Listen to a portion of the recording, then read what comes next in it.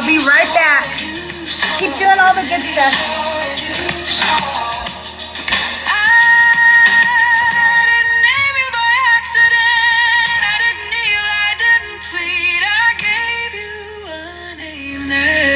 I named you the God who sees.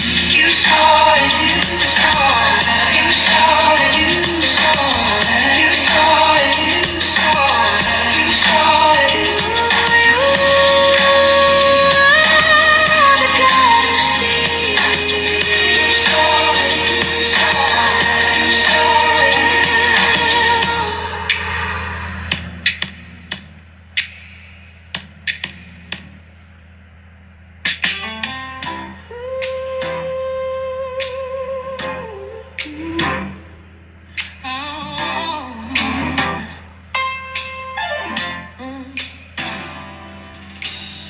Sometimes the world can be a cruel place, and everything feels too hard to face. Sometimes this life is just too much. Deadlines, bills, and a world out of touch.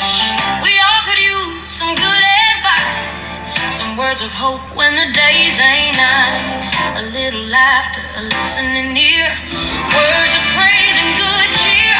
Somewhere that feels familiar to say.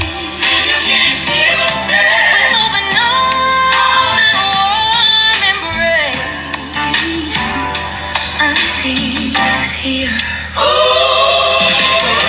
Come on in, sugar, sit right down. Auntie's here, so lose that frown. He's gonna help you make it through with a cup of kindness and a word or two. Let it out, sugar, if you need to cry. She's got your favorite snack Or a lullaby. caring eyes and a knowing smile. Come and stay with Auntie for a Come on in and stay with me. Thank you, Tahir. Tahir, if you want to come up, Robin. Anybody wants to come up and hang out with me? Auntie's here. Honey, you got nothing to fear. Auntie's here. Auntie's here. Auntie's here. She makes your Troubles disappear. laugh until we start to cry. Joyful turned out to be a very creepy person. Something's healing, something's scarred, but she'll always meet you. He left the app when everybody found out. And grab a pen, you'll want to take notes when she begins. Okay, cool. I would love that, you guys. Every day, Leave your worries leave your fears. and lend your heart to both your ears. You'll make it all crystal clear. I like that heart. Auntie's here. You won't want to miss a single word she'll say. Your favorite Auntie's here.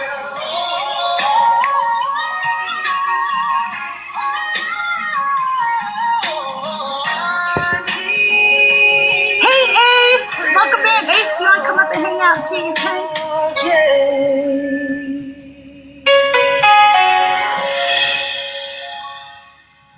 Welcome in. Good morning, Tahir. How are you? Good. How are you? Good morning. I'm doing well. I finally get my MRI tomorrow. Oh my gosh, finally. That's awesome Isn't though. that crazy? Yes. I was supposed to be Friday, and they called me Thursday and canceled and said that I was, my insurance denied me again or whatever. And I was like, I'm so pissed, right? So I called my insurance and they said, well, it's actually not like denied. We postponed it because we still don't have all the, pre-authorization stuff, which meant my doctor still did not give them all the information after all this time. Wow. I wish that surprised me, but man, the inadequacy that they've shown is just Crazy. It's crazy, right? So I called. Wait, did I call them? No, I called first. I called the what do you call the imaging place? I guess it's called imaging place, and said, hey, what's going on? And they said, well, they still haven't sent the notes over. And I said, can you tell me when you last requested them? And they said, like, around Monday or whatever. I said, oh, because I requested they sent those to you, like when I originally did it, I asked them, obviously, and that was back in February, I think, or March. It was back in March.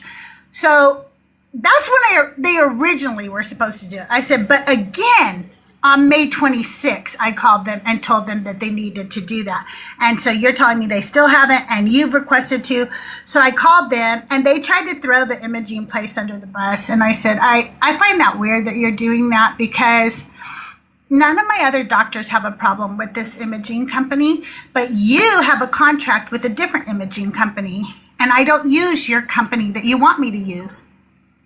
And you're the only one that has a problem with this imaging company. So I find that very suspect, And she goes, what do you mean other doctors? And I thought, that's a real weird question. That sounds like a jealous lover or something, right? What do you mean other doctors? What do you mean? What do I mean other doctors? You do realize that people see other doctors than their primary care physician, right? So, well, I've had cancer, so I have seen many other doctors, and I had surgery last year, and you guys didn't perform that surgery. So guess what? I had other doctors. I had, orthopedic specialists. I've had endocrinologists. I've had, gynecologists. I've had urologists, and they all need imaging and stuff. And they all use the place I ask them to, and none of them have this problem but you. So what do you mean? What do I mean? Right. What a weird response. Right? Like, after what I just said, that's what your focus is on, that I'm cheating on you with other doctors. Like, what?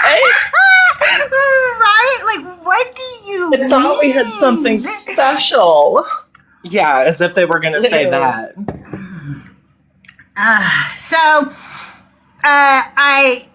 I couldn't even bring myself to call the doctor again, because by this time I was crying. I'm not going to lie. I mean, Tahir knows I've been going through this literally since March, like the beginning of March. I injured myself probably at the beginning of the year, but at first I didn't know I had injured it because I have arthritis. So I just thought like I had arthritis pain acting up, but it began to get worse and worse and worse. And I have seen so many doctors. I've had several x-rays. I've had an ultrasound. All we need is the MRI. And it's just been ridiculous, and it makes me so sad. Like, I'm not even trying to be like, I'm not trying to virtue signal here in any way. I'm just telling you that sometimes I'm sitting there thinking, I'm a person who can advocate for myself, but there's days where I can't. Like Friday, I couldn't call them one more time because I was crying. So I just sent a message over on my chart, and I figured out like, oh, maybe that's better anyway, because I kind of want all their shit in writing from now on, because this may end up being a malpractice suit from everything I've been through, if you know what I mean, because this has literally been incompetence after incompetence. And so I sent a message over on my chart, but as I'm doing it, I'm thinking, I'm a really strong person, right? And I am having trouble picking up that phone to call one more time, and I'm sending this on my chart. But there's people who cannot make the first phone call, okay? And they don't have insurance. I have insurance and I'm going through this shit. There are people who have no insurance. They can't advocate for themselves. This fucking, this is crazy. It's crazy and it's sad, and it should not be happening, not in the year 2026. I don't know why every motherfucker on the planet doesn't have health care where they could just go to a doctor if they're sick and be seen. It's crazy to me. I even told her, I go, healthcare is a human right. I said, you guys have also made me feel very, I chewed her out when I did talk to her before I started crying. I said, the pain medicine you've given me is a steroid shot and Tylenol 3. And the chances are that I have what's a torn meniscus in a knee that I already have arthritis in. So the pain, it can be very severe. It can be mild to severe depending, like if I'm just laying in bed and I sit it just right, you know, I'm okay. But it can be very severe sometimes. And I said, I don't even take how many pills I'm supposed to. Like, I'm supposed to take one every 6 hours as needed for pain. I take 1 to 2 a day at max. That's if I'm having a bad day. I take one almost every night because the pain is very hard. It's very hard to sleep because I can't adjust my leg just right. Okay. And I go, and then when I call for a refill, when you guys are the reason I don't have the MRI yet, you make me feel like I'm an addict trying to but you have my whole medical history, like for the past 7 years. So you actually know I'm not like that, right? You actually know that I have arthritis and I don't even take meds for the arthritis, which you have offered to prescribe me because I don't like taking prescription medicine. You know all that. That's all on file for you. But when I call to ask for it, you act like you have to see me again. Why? What's going to have changed in my leg since we've done nothing else new to the leg, you idiot? Why do I have to be seen when you know what we're waiting for is the MRI that you have failed to get for me because you won't transfer my freaking, paperwork over correctly? I don't know. They're horrible. They're a horrible office. And I've told Doug, I want to get a new doctor. New doctors, when you have insurance, means you have to go find one that takes your insurance on your insurance page. Then you have to call those doctors and see if they're taking new patients. If you're lucky and they are taking new patients, then you have to call your insurance, have them switch. Make sure they're in your medical group, though, because if not, you could pay, crazy amounts of money. So you have to make sure they're in the group, too. And then you can't start seeing them till the next month. And then if you do start seeing them, sometimes they don't care that you've had all the tests. They make you start taking them all over again. And I told my husband, I just can't do that. I could not start from square one again. There's no way. No way. No, you're kind of trapped, but that is just unreal. Man. Medical But no, entrapment. Crazy. Right, that part. But you're so right, the fact that that's why so many people get such terrible care because they can't advocate for themselves. Yeah. And it is sad to think about. It's really sad. It's really sad to me that I know that there are people right now at home in pain as bad as I was or worse, and they can't get help.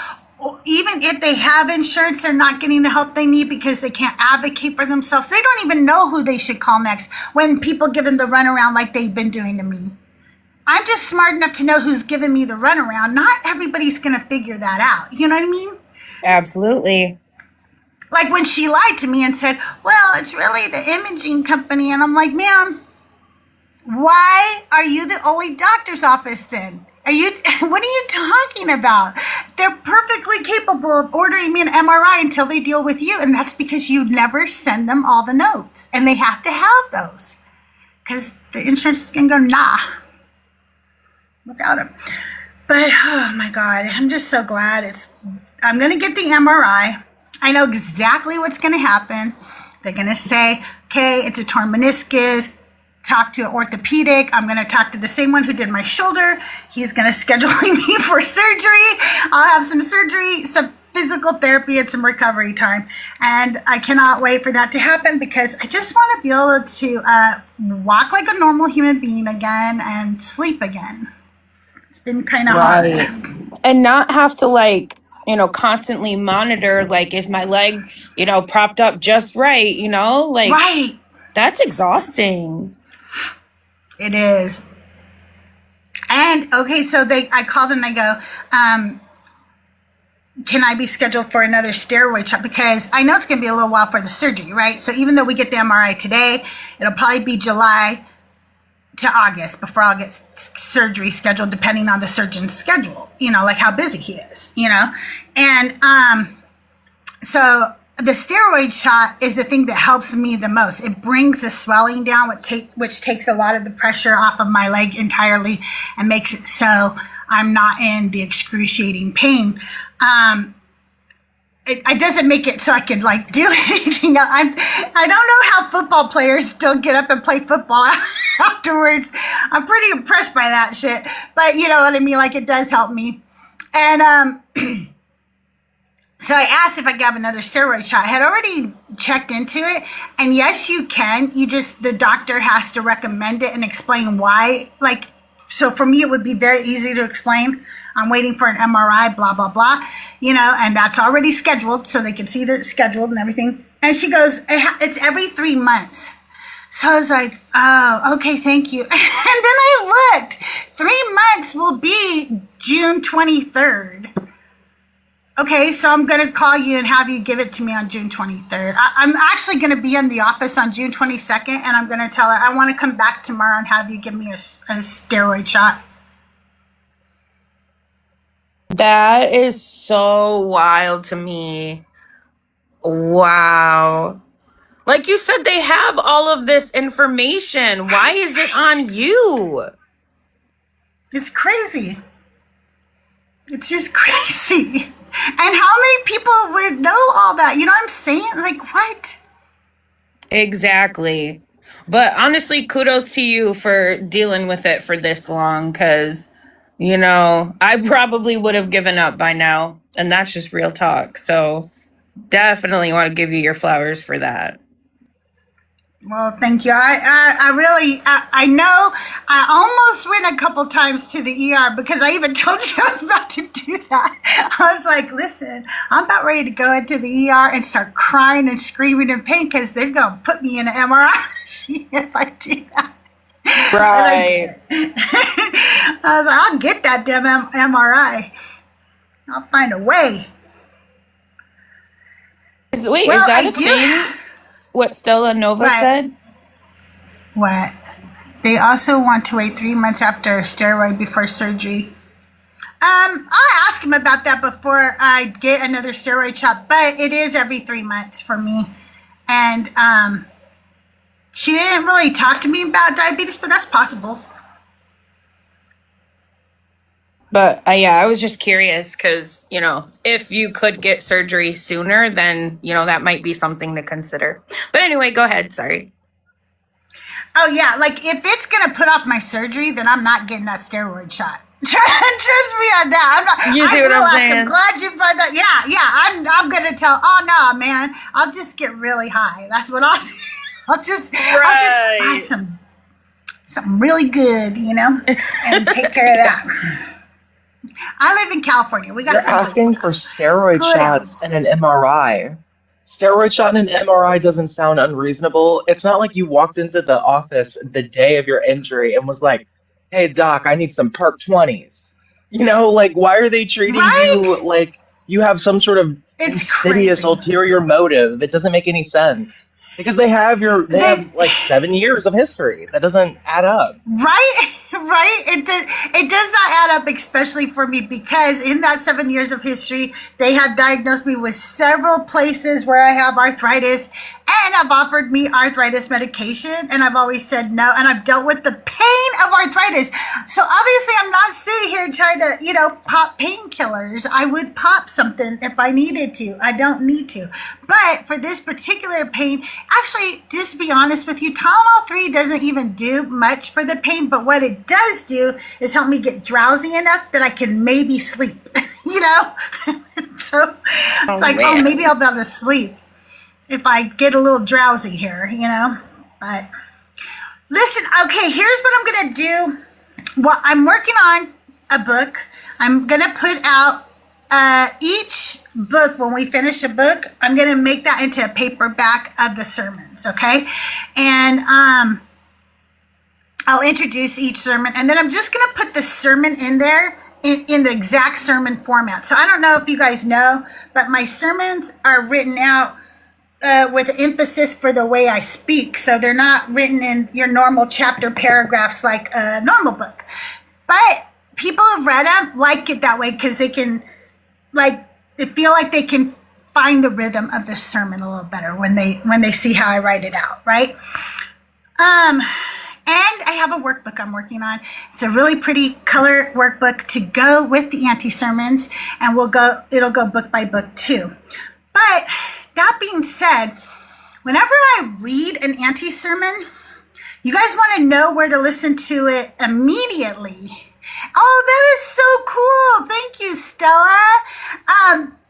And a lot of times they don't go up until much later. But now that I have all of Genesis written, I thought what I do is each week I will read on Monday the sermon the way it was originally written. And then on Wednesday, a lot of times I'm going to do an encore performance. And it might be the one we read on Monday, but it will be the extended version. Because a lot of these first ones that I wrote are very short. I didn't know what I was doing. And so, and then you guys all told me, your podcast episodes are too short. So I am trying to make them a little bit longer now, adding a little bit more of the rabbinic teaching, the Christian teaching, the actual biblical teaching, that kind of stuff. And so that's what we'll probably do on Wednesday. And that way, when you guys say to me, where can I hear this? On Wednesday is when it drops and you'll be able to go listen to it. Okay. So that way you'll be able to listen to the one if you miss anything that I'm doing during the week. But I also have some good topics. So I'm going to change this so that after, hopefully we'll get some conversations here because I really like my topics. You know, Cam Arwen, I don't know if you guys know who she is. She's the one who does the pink background, blonde hair, really cute. She does all pink background. She has been running a topic that God is unjust. Is she British? Yes, right? No. Okay, I don't know. She's American. And this topic has been crazy good for her. Okay, like people who just come up and are crazy. But I want to specifically talk about how he's unjust to women. Now, I do want to talk about something. I need to find new words, and I know I do. I am trying to be a very gender inclusive person, and it's hard in a space like this because we're talking to the people we are debating and talking to think so binary in life in general. We have a hard time defining fucking everyday words with them, let alone trying to explain to them words that have nuances, right? And so I don't use these words to be so that I'm not inclusive to people. When I'm saying it because they're dumb. Like, I don't know how to explain this. Because they're dumb and they don't understand. Do you understand what I'm saying? So when I say that these, like, to me, they are just so dumb. I don't know how to use words that they would understand. Yeah. Makes sense. You kind of got to meet them where they're at, honestly. If you think about it, a lot of our former presidents used to talk as though they were speaking to a college audience. Now they have to use language as though they were speaking to an audience of 8th graders, because that is the reading level of most Americans. And so when I say I sound, feminist, like, I'm not talking about that I want to stand out for cisgendered women, okay? First of all, in my mind, and I've talked about this before, I believe that mogs and believers think, this is what they believe, okay? That cisgendered women, non-binary people, trans people, trans men and women are all women to them. In the sense that they believe that cis men are the hierarchy and all the rest of us are just below them. Does that make sense? Yeah, and it's true. I agree. Yeah. Okay. So when I'm saying those things, I want you guys to know, I fucking clearly know that, I clearly believe with all of my heart that gender is a spectrum. I do. I believe sexual attraction is a spectrum too. And I believe that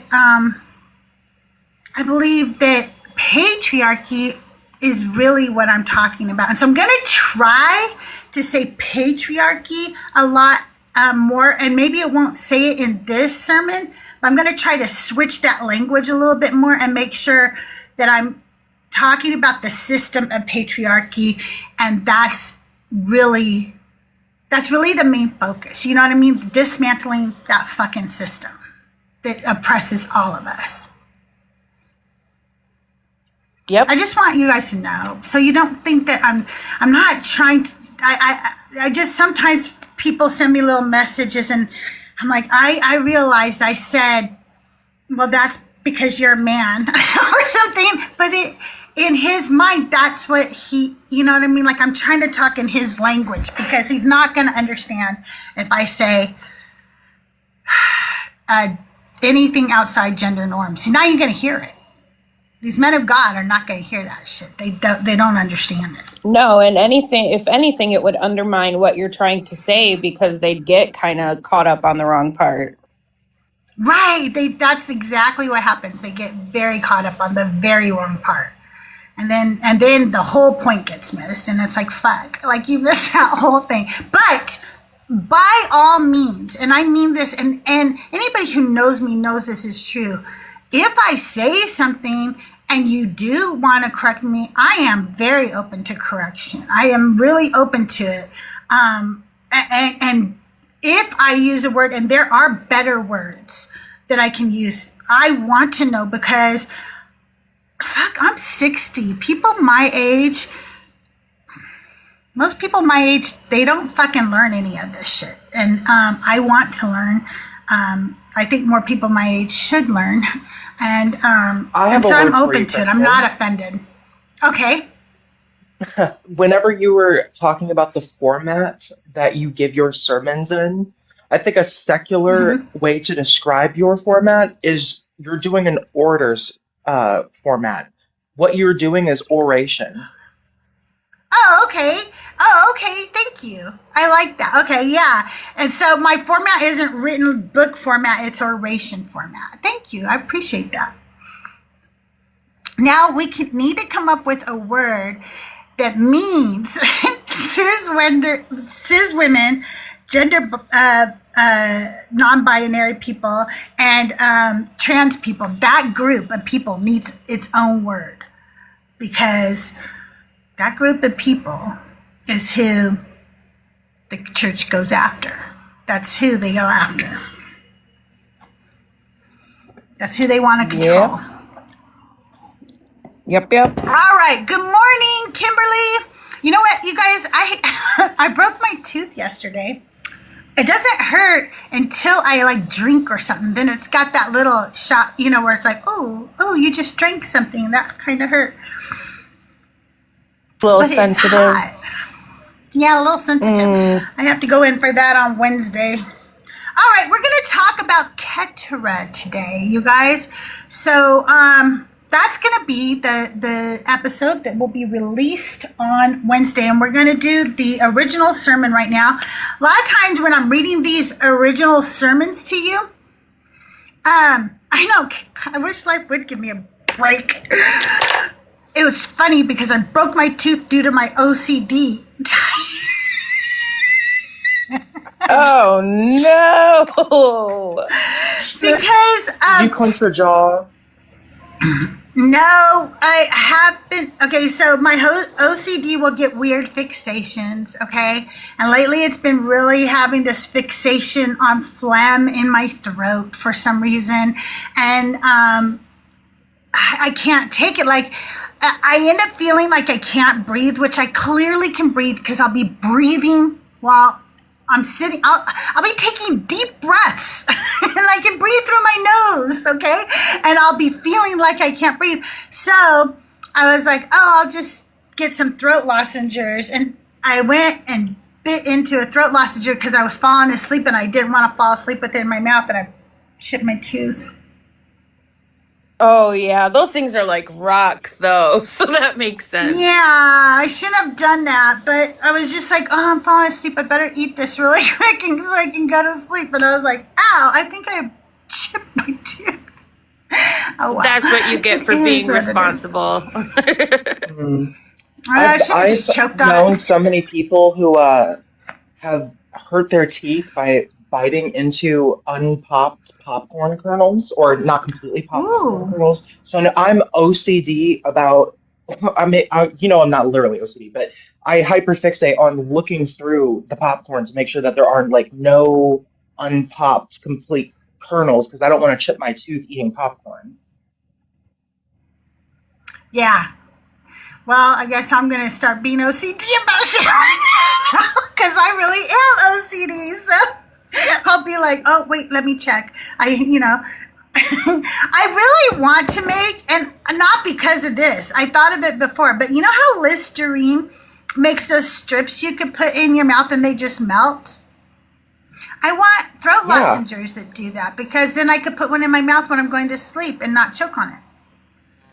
Crystal, this is a really good product idea. Like, be quiet about this. That's You really could when sell I this can't idea. breathe. I can't breathe at night, where I need to know right when I'm going to sleep that I'll.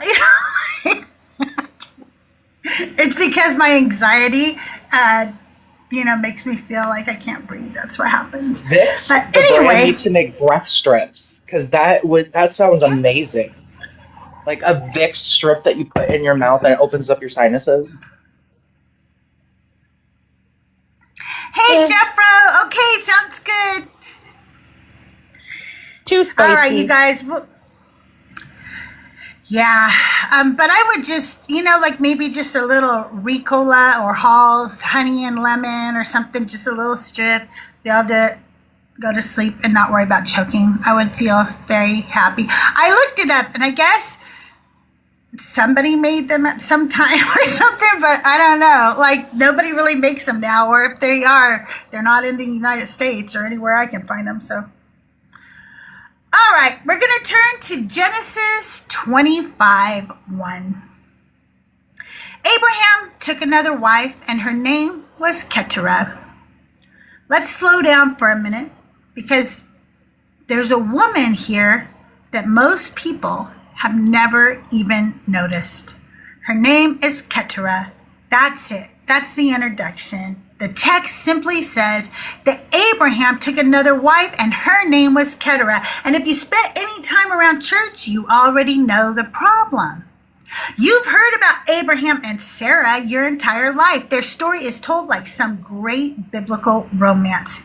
The faithful couple, the chosen pair, the miracle baby. But right there in Genesis, after Sarah dies, the text quietly tells us that Abraham marries another woman. Her name is Keturah. And suddenly, the man who spent decades supposedly struggling to produce an heir goes on to have 6 more sons with this woman. 6.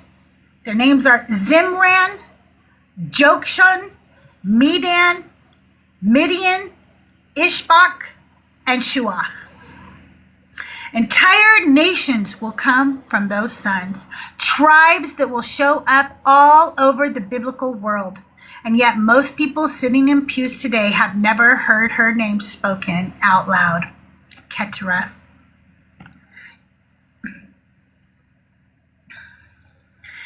In Hebrew, her name is written, I don't know why I thought spelling this out would help you guys, but I spelled it out for you. In Hebrew, her name is written out Keturah, but I can't tell you the Hebrew letters yet because I haven't learned them all yet. I'm still taking Hebrew class, okay? Most scholars connect this name to the Hebrew word katar, which means to burn incense, to produce fragrant smoke, from the same root that comes from keteret, the word used in the Hebrew Bible for sacred incense, burned in ritual spaces. So when ancient readers heard the name Keturah, they would have heard something associated with incense, fragrance, and rising smoke. And maybe that's the strange irony of this woman, because the story barely pauses to notice her, but her descendants will linger across the map of the ancient world. The text gives her almost nothing, just a name and a list of sons. But sometimes the smallest introductions are the ones that hide the biggest questions. Why is she here? Where she appears. Keturah doesn't move through the story the way other women do. She doesn't get scenes we can sit in. She doesn't get a voice we can follow. What she gets are mentions, and they come quickly. Genesis 25:1, Abraham took another wife, and her name was Keturah. That's her entrance.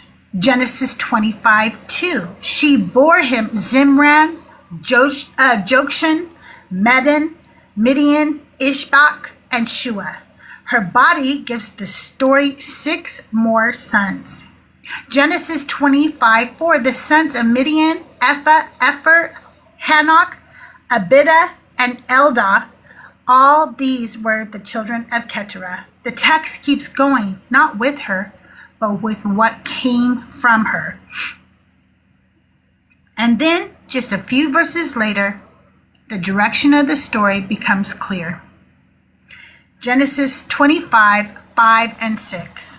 Abraham gave all that he had to Isaac, but to the sons of his concubines, Abraham gave gifts. He sent them away from Isaac his son, while he yet lived eastward to the east country. Her sons are named, her sons become nations, and her sons are sent away. Out of the center, out of the inheritance, out of the story we're meant to follow. And then she appears one more time. 1 Chronicles 1:32 through 33. Now the sons of Keturah, Abraham's concubine, Zimran, Jokshan, Medan, Midian, Ishbak, and Shua, the sons of Jokshan, Sheba, and Dedan, the sons of Midian, Ephah, Epher, Hanok, Abida, and Eldah. All these were the sons of Keturah, not as a woman, not as a story, as a record, as a line, as a name attached to descendants. She appears, she produces, she is recorded. And then the narrative moves on. Well, everything that came from her keeps moving through the background, just like her name, just like her fragrance. Synopsis. Keturah enters the story late, after Abraham has lived an entire life already marked by promise, struggle, and inheritance, after Sarah has died, after the son of the covenant, Isaac, has already been established. Then she appears. Abraham takes her as a wife, and with her there is no long struggle for children. There is no waiting, no divine intervention narrative, no tension stretched across chapters. There is simply abundance. 6 sons: Zimran, Jokshan, Medan, Midian, Ishbak, Shua. From those sons come peoples, tribes, regions that will exist alongside Israel throughout the rest of the biblical story. Through Keturah, Abraham becomes connected to a wider world. And not just one promised line, but many surrounding peoples. And yet the story makes a distinction. Abraham gives everything he has to Isaac. The inheritance, the promise, the center of the narrative stays with one son. Keturah's sons receive gifts, and then they are sent away, eastward, away from Isaac, away from the center, away from the story the text chooses to follow. So Keturah becomes part of something larger, but not central. She expands the family. She multiplies the legacy. She fills the world beyond the borders of the main story. And then she disappears from it. Her role is clear in the narrative. She is not there to carry the covenant. She is there to widen the map, to connect Abraham to peoples beyond Israel, to show that his legacy did not stay contained, even if the story did. And when her part is done, the text simply moves on. rabbinic teaching. Now, this is where the story starts to stretch, because the Bible gives Keturah as another wife of Abraham. She appears, she bears sons, she expands the family. And the text moves on. But the rabbis, they don't move on that quickly. In Genesis Rabbah, one of the earliest collections of rabbinic interpretation, and later in the writings of Rashi, a medieval Jewish commentator whose work shaped centuries of interpretation, they stop at her name and they ask, who is she really? And their answer is not what you expect. They say Keturah is Hagar. The same Hagar, the Egyptian slave, the woman given to Abraham to produce a child, the woman who bore Ishmael, the woman who was afflicted, driven out, and left to survive in the wilderness. That Hagar. And according to this tradition, after everything that happened, she comes back. And not only does she come back, she is renamed Keturah. Now, the rabbis don't leave it there. They build a reason. They connect her name to incense, to that Hebrew word katar. And they say her deeds were like incense, fragrant, acceptable, that she had bound herself, restrained herself, and had not taken another partner after leaving Abraham. So now her name becomes a statement. She was faithful. She was pure. She waited for him. And I want you to hear how much work that interpretation is doing, because it takes a woman who survived exploitation and rewrites her as the ideal, the model, the woman who endured everything and still belonged to him. It takes a story about survival and it turns it into a story about devotion. And yes, on the surface, it can sound like redemption, like restoration, like maybe things came back around. But look at who that story protects. Because it does something very specific for Abraham. It lifts him. It cleans him. It reframes him. Because now he is not a man who participated in her suffering. Now he is the man she remained faithful to. The man she returned to, the man worth waiting for. And in that version of the story, everything that came before starts to soften. If she comes back willingly, then maybe it wasn't that bad. If she remained devoted, then maybe he didn't harm her. If she chose him, then maybe she wasn't a victim at all. Do you see how quickly that shifts? That is not a small theological move. That is a complete rewriting of power. It turns harm into loyalty. It turns survival into consent. It turns a woman's endurance into proof of a man's worth. And this is where it starts to feel less like history and more like the kind of stories we will see today. Stories where women are expected to forgive everything. Stories where endurance is praised. Stories where a woman's purity matters more than what she has been through. It starts to sound like purity culture. It starts to sound like patriarchy trying to clean up its own narrative. And not all the rabbis were comfortable with that. Ibn Ezra and Rashbam push back. They say no. Keturah is not Hagar. She is a different woman, a separate person, her own story. And that disagreement matters because it shows us that even within the tradition, there was tension. There were those who were willing to let her stand on her own, and there were those who folded her back into a story that was easier to manage. A story that kept the focus where it had always been, on the man. And in one of the most influential traditions, they chose that version. They chose to take two women and make them one. And in doing that, they didn't just reinterpret Hagar. They erased Keturah. And again, and the question we're left with is not just what the rabbis believed, but why that version of the story was the one that lasted. Christian teachings. Now let's talk about what Christian traditions did with her. Because if the rabbis try to merge her, Christian teachings tend to do something different. They acknowledge her, and then they minimize her. They leave her in the text. They just don't stay with her. Most Christian commentators read the passage very straightforwardly. They'll say, yes, Abraham married Keturah after Sarah died. Yes, she bore him 6 sons. Yes, those sons became nations. And then almost immediately, the focus shifts to what they believe actually matters. The covenant. The promise. Isaac. You can trace this pattern through commentary after commentary in the writings of John Gill, an 18th century theologian. Keturah is acknowledged. Her sons are listed. Their regions are sometimes discussed. And then the emphasis turns to the fact that they were given gifts and sent away. The real inheritance, the real theological weight stays with Isaac.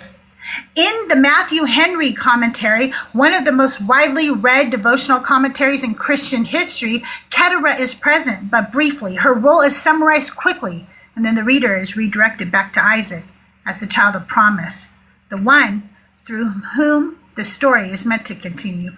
And you'll see this same framing repeated in modern study Bible sermons and theology. Keturah's sons are the other nations. Isaac is the chosen line. Keturah expands the family. Isaac defines the story. And that framing does something because she is not erased in the way we saw in some rabbinic traditions. She is acknowledged, named, recorded. But she is positioned, placed just outside the center, close enough to be included, far enough to not matter. And Christian theology builds on that structure in a very specific way. Because in Christian thought, the line of Abraham to Isaac eventually leads to Jesus. So the entire reading of Genesis becomes directional. It is moving somewhere. It is building towards something. And once that framework is in place, everything in the text starts getting sorted according to the destination, according to that destination. Who carries the promise? Who carries the lineage? Who connects to the outcome? And once those questions are asked, Keturah's place becomes very clear within the system. Her sons are acknowledged, but they are not followed. Their names are preserved, but their stories are not explored. Their existence is useful, but not central. And this is where it gets important because this isn't just about theology. This is about what we are trained to pay attention to. Because when generations of people are taught to read the text this way, they learn where to look. They learn whose stories are worth sitting in. They learn whose lives are worth exploring. And they learn quietly over time whose stories are meant to be passed over. Keturah becomes part of that pattern. A woman who bears 6 sons, a woman whose descendants shape regions, trade routes, and interactions throughout the biblical world. A woman whose presence expands the scope of Abraham's legacy far beyond a single line, and yet her role is reduced to context. She becomes background information, a supporting structure that helps hold up the main story without ever becoming the story itself. And that does something to the way women are remembered, because it creates a hierarchy, a way of sorting someone into categories. The woman who matters, the woman who supports, the woman who expands, the woman who disappears. And Keturah is placed firmly in that last space, not because she lacked impact, but because the narrative and the traditions that followed it chose not to center her. She is there, she is necessary, she is part of the structure, but she is not the focus. And over time, that becomes the version of her that survives. A name, a function, a footnote to someone else's story. And the question that lingers underneath all of that is this: if she wasn't the point of the story, then what was her purpose in it? If she wasn't, because women like Keturah weren't written for romance, they were written into systems. So what system was she part of? And what was it trying to build? And maybe more importantly, what does she want to tell us? Extra biblical teachings. Now let's step outside the Bible for a minute. Because once you leave the text itself, the story doesn't shrink, it expands. In the Book of Jubilees, a text preserved in the Ethiopian biblical tradition, Keturah is not merged with anyone. She is her own woman, a separate wife, and the story leans into what comes from her. Jubilees doesn't rush past her the way Genesis does. It takes the time to show what her presence actually does to the world around her. Because now you don't just have Isaac. You also have Ishmael, and you have the sons of Keturah. And together they fill the map. Different regions, different people, different directions. The story starts to look less like one family and more like a network. And then you have Josephus, a first century Jewish historian writing in Antiquities of the Jews. And Josephus does something similar. He names her, he lists her sons, and he connects them directly to peoples living in the Arabian desert regions. Not symbolically, not metaphorically, geographically. Real places, real people, real connections. And when you put those traditions together, you start to see something that the main text only hints at. Keturah isn't just a passing character. She's a bridge, a connection point, a way of linking Abraham to a wider world beyond the central line of the story. Through her, the narrative stretches outward into trade routes, into neighboring tribes, into relationships that exist outside the covenant focus. So now the question starts to sharpen, because if these traditions, lost my place. Because if these traditions are leaning into her like this, if they are expanding what comes from her instead of shrinking it, then maybe she wasn't just added to the story as an afterthought. Maybe she was doing something very specific, not just as a woman in the story, but as part of something much bigger. Something being built, something being connected, something that reaches far beyond a single household. And now we're getting closer to it, why she's here, and what she might actually be trying to show us. Historical context. Now, let's zoom out for a second, okay? Because what looks like a simple genealogy is doing something much bigger. Scholars have pointed out the sons of Keturah are not random names. They are connected to real tribes, real regions, places in northwest Arabia and the surrounding desert. So when the text says that Abraham had sons through Keturah, it's not just talking about a family, it's mapping the world. And this is something Genesis does over and over again. It takes neighboring peoples and turns them into relatives. Lot becomes the ancestor of the Moabites and the Ammonites, right?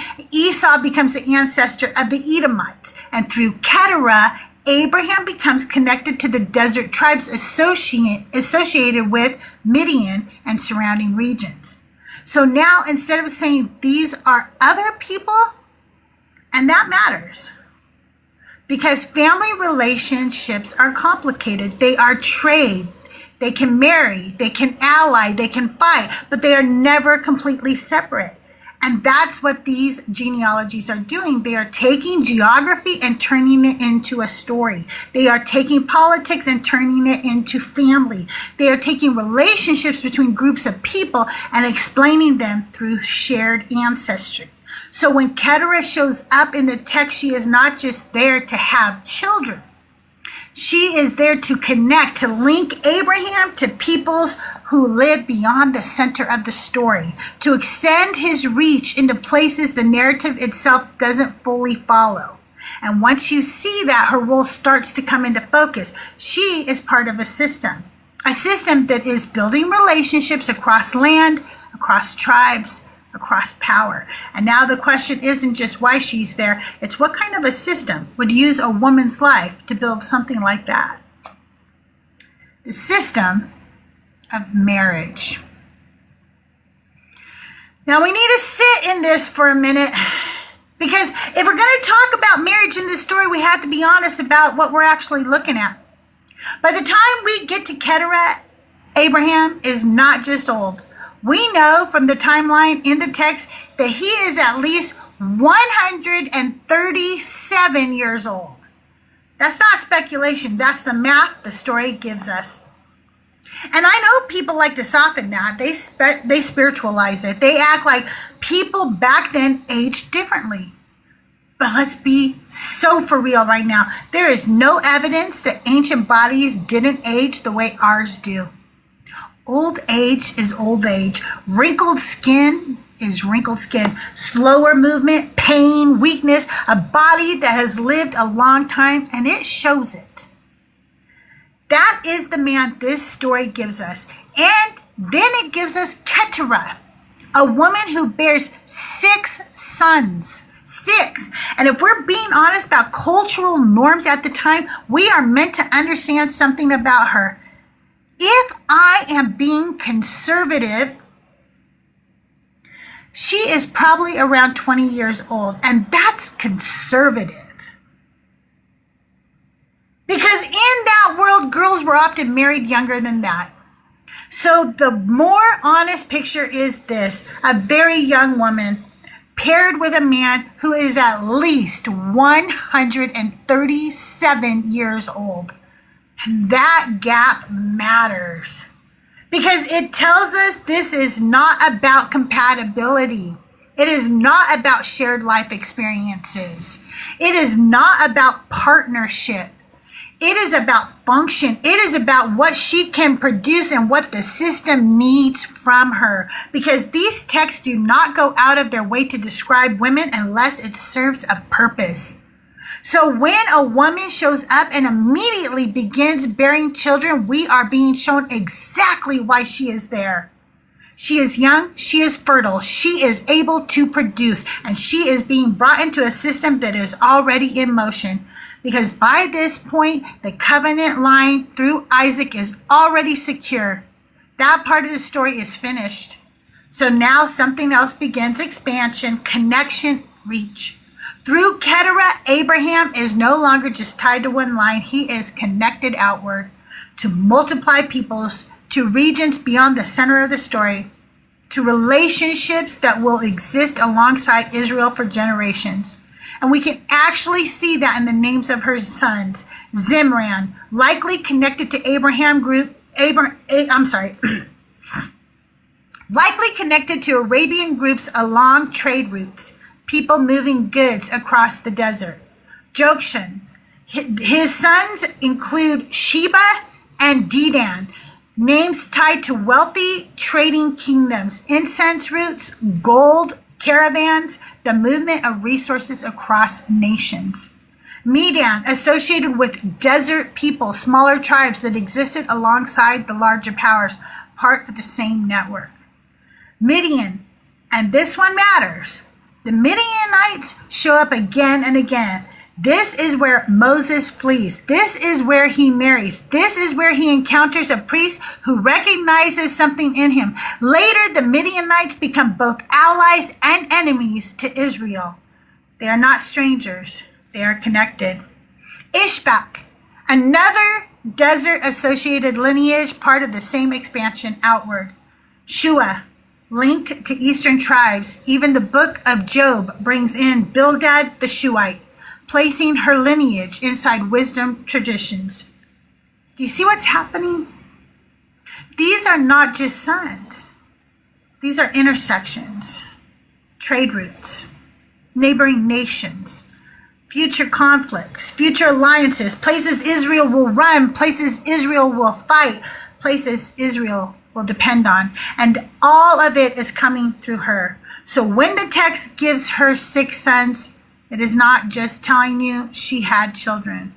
It is mapping influence. It is mapping connection. It is mapping a world that extends far beyond the central story. And her marriage is the mechanism that makes that happen. It's not love. It's function. Not romance. Structure. Not partnership. Expansion. And this is what the system required. A young woman given to an old man to produce sons, to extend power, to build connections she would never control, and then to be remembered only as the means by which it all happened, if she is remembered at all. Cultural memory. Now, here's where it gets uncomfortable. Because even though Keturah gives birth to 6 sons, sons who become nations, sons whose names spread across regions and peoples, she is barely remembered. Not erased completely, but reduced, minimized, folded into the background. When people talk about Abraham, they talk about Sarah. That is the story that gets told. That is the couple that gets remembered. That is the relationship that gets centered, repeated, honored. And Keturah becomes a footnote, a name that shows up in genealogy and then disappears again, if she is remembered at all. And this isn't just about forgetting. It's about what fills the silence when a woman isn't centered. Because when people don't know her story, they start replacing it. They start merging her, rewriting her, folding her into someone else. And remember what we talked about earlier. Those rabbinic teachings that say Keturah is actually Hagar. That she came back, that she remained faithful, that she belonged to Abraham the whole time. That idea has spread so far that many people believe it is actually in the Bible. Christians believe it. People who have left the faith believe it. Because once a woman is not once a woman is not clearly defined, people will define her for her.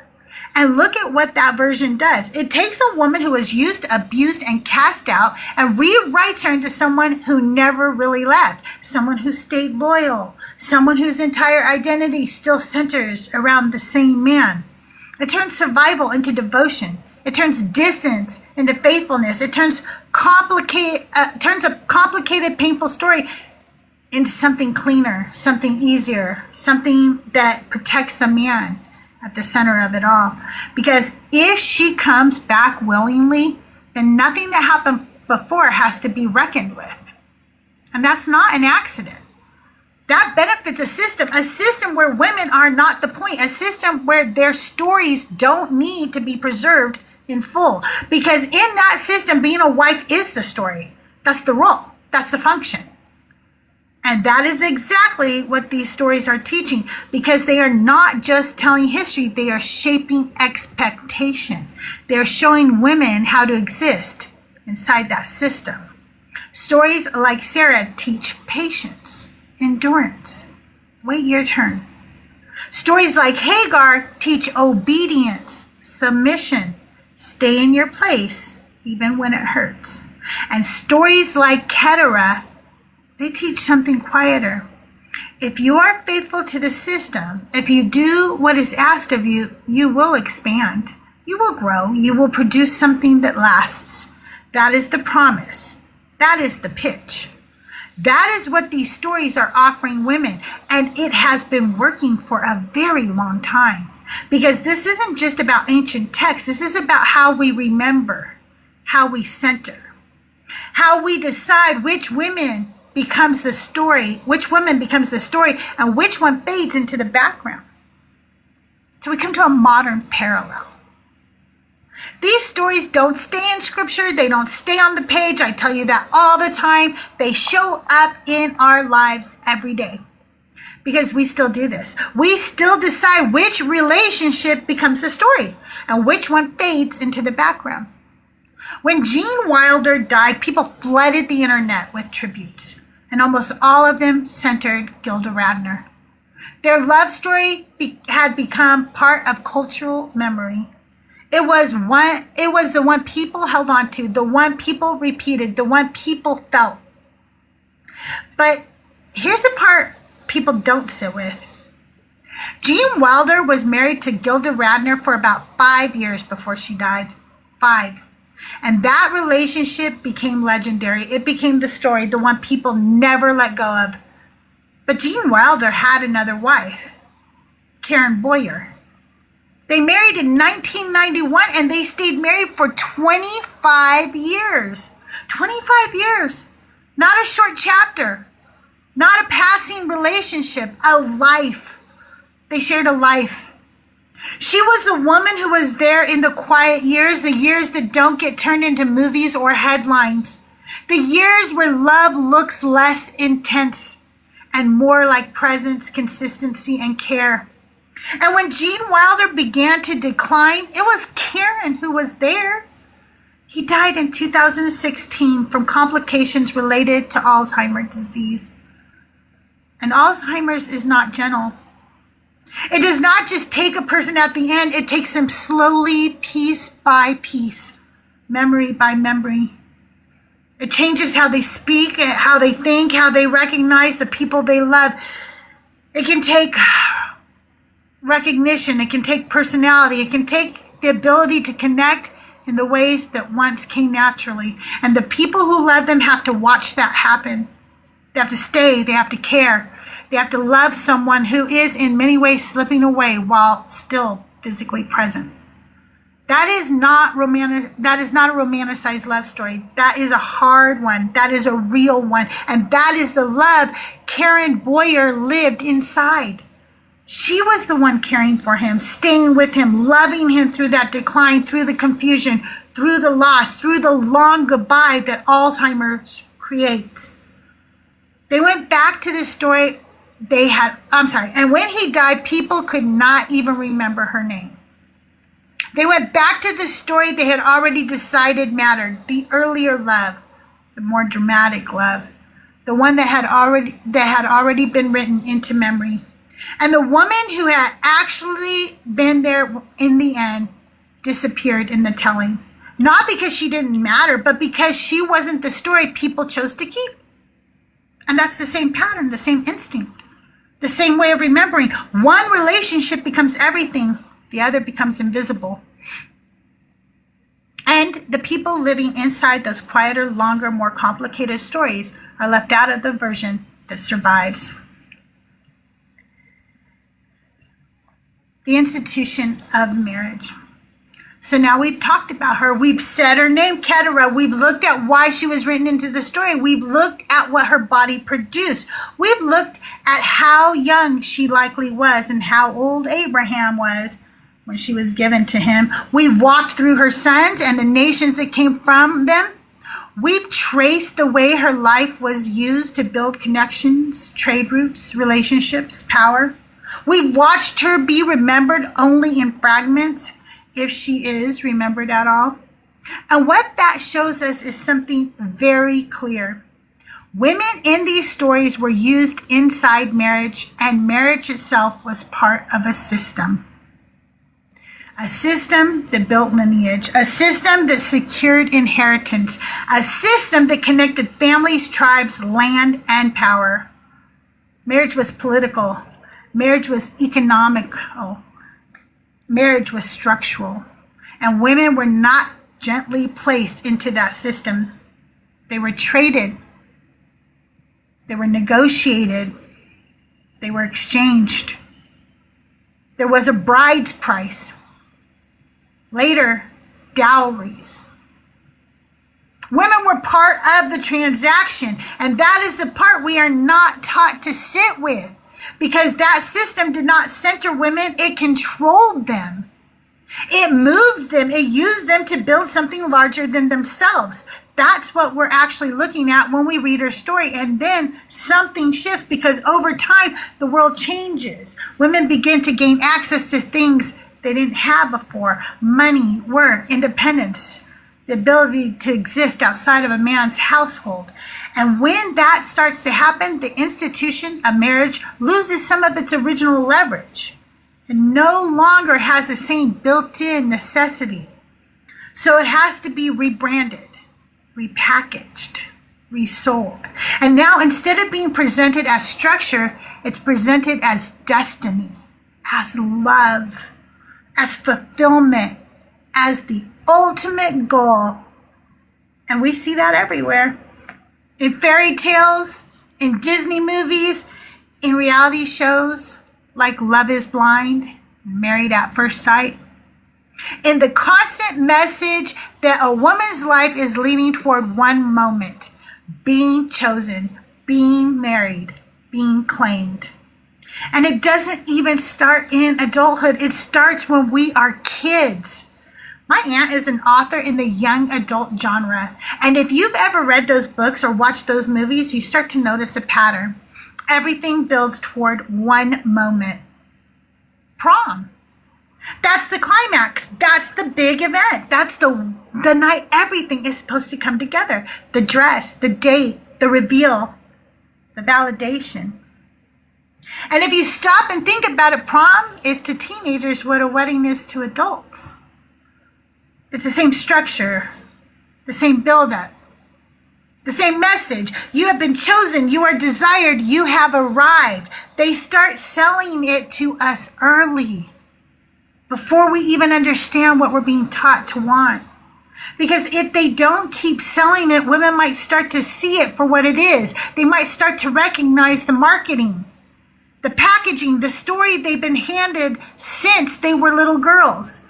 And once that recognition sets in, you don't just sit with it, you start pushing back. You start asking for something different.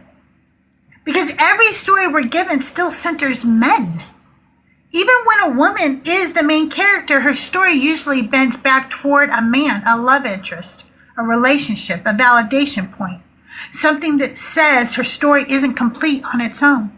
And when we finally get something different, like Brave, a redheaded girl, no love interest, her story centered on herself, people lose their minds. They panicked. They speculated. They tried to figure out what was wrong with her, because how dare a story exist where a woman is a center and it doesn't end in a man? The reaction tells you everything, because it exposes the expectation. Women are supposed to be moving toward marriage, toward partnership, toward being chosen. And if they're not, something must be wrong. So no, we don't just sit here and analyze these stories. We don't just nod and say, that's how it was. We start recognizing the pattern. We start calling it out for what it is. We are being marketed to. We are being sold something. And it's time we stop buying it. It is time to demand stories where women are the center, not because of who they marry, not because of who they love, but because they exist. Because they think, because they choose, because they live full, complete stories that do not orbit around a man. Because until we do that, we're still living inside the same system, just with better packaging. Here's my personal story. This is where my Aunt Zelly comes in. I was about 5 years old. My sister Christine was 9. We were sitting at my Aunt Zelly's living room in Florida. The room was full of adults. My mother, my father, my Aunt Zelly, my Uncle Bill, my grandpa, one of my other siblings somewhere in the mix, though I don't even remember what they were doing. And then there was me and my sister Christine. Everybody was talking over each other. Different conversations happening at the same time. It was loud, full, busy. And my sister and I were just sitting quietly, behaving, because that's what was expected of us. And Aunt Zelly, she couldn't follow any of it. There were too many voices, too many conversations happening at once. So instead of trying to keep up with the adults, she turned to us, just us. And Aunt Zelly was already old when I knew her. She had to be close to 80. She had lived a whole life by this point. She had seen things, experienced things, made choices most women in her generation were never even told they could make. And out of the blue, just like that, she said, you don't need a man for anything.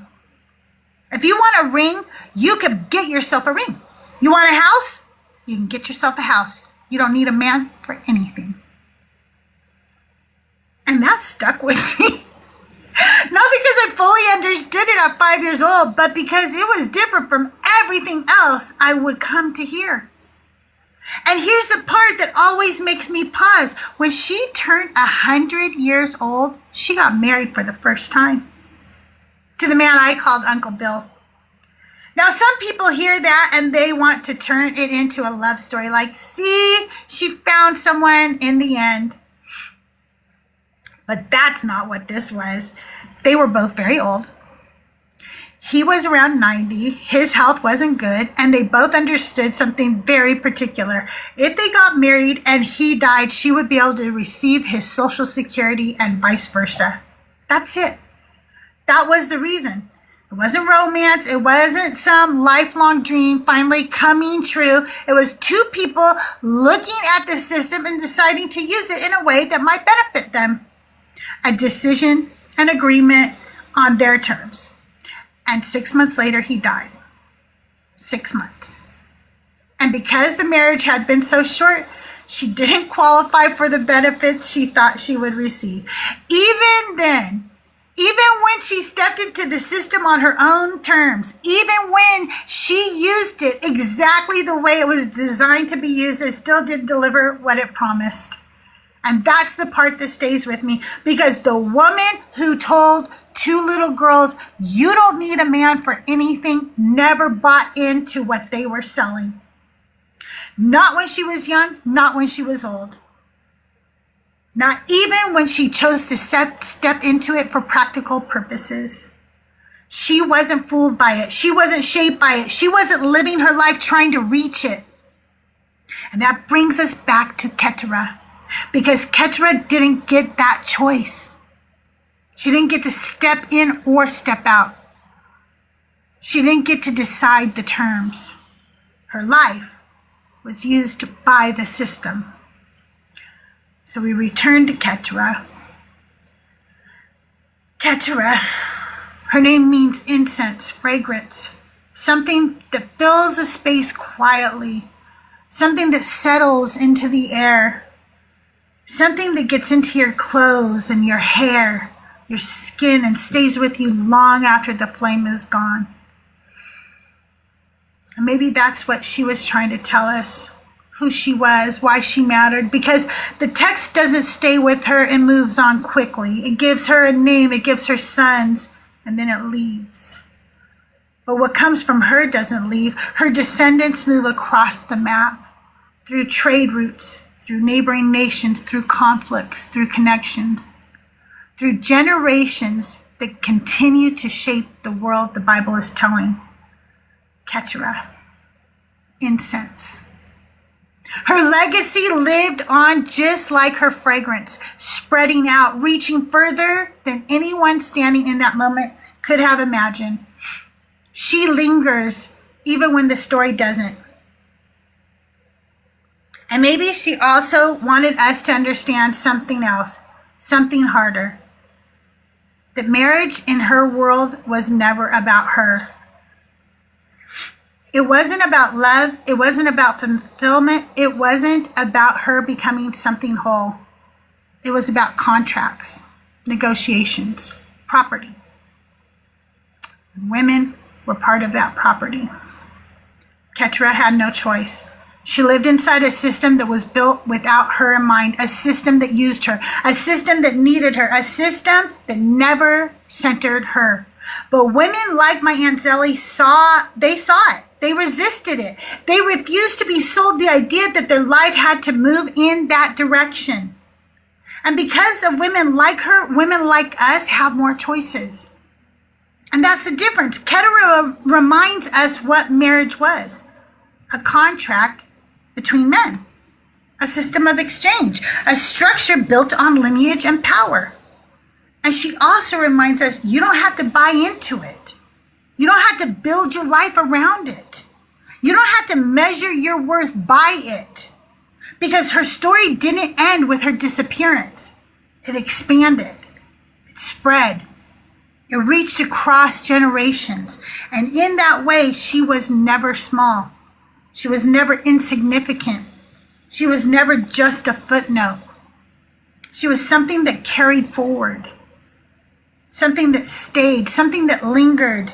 And her fragrance still reaches us now. And that's today's Auntie Sermon. Wow. Crystal, you never cease to amaze me. Never. Thank you. That Of course, I love to hear your powerful. thoughts. So any of you who, I know Robin will always have thoughts. Tahir, if you have thoughts, please share your thoughts, questions. And if you want to come up, thank you, Devil's Public Defender. I love to hear them. I do have a rant, but Robin, if you wanted to say something real quick, feel free, because I'm going to be kind of on a tangent.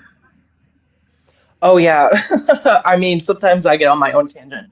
Well, I'm actually burning incense in the room that I'm in right now, and whenever you were describing her as smoke that lingers, it fills up a room, it's quiet, but it has that residue that follows you wherever you go.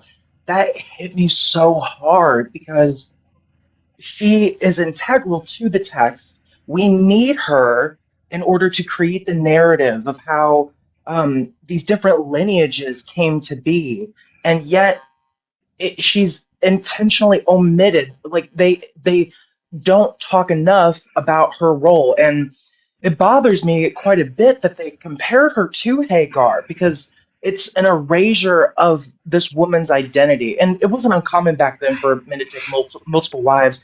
Hagar, if I believe in the text itself, was said to be made out to be Abraham's wife. So if that was later after she had gotten pregnant and all that, but they wouldn't specify that Abraham took another wife if it right? wasn't implied that he already didn't have multiple wives, or at least that's how I would see it, right? I agree. Um, in a way, though, the name, it if you think about it, incense at this time in the world was very expensive, like frankincense, myrrh, dragon's blood, stuff like that. In a weird way, you could almost think of it like they named her Silver Dollar. They might as well have named her Shekel because to me it sounds like by giving her that as part of her identity, they're associating her with abundance, perhaps. But yeah, I'm gonna let Tahir speak. I'm sure I'm gonna come up with more stuff to say. Tahir, you got it, girl. Okay. So what was striking to me, because you know my situation, you know that I've separated from my wife.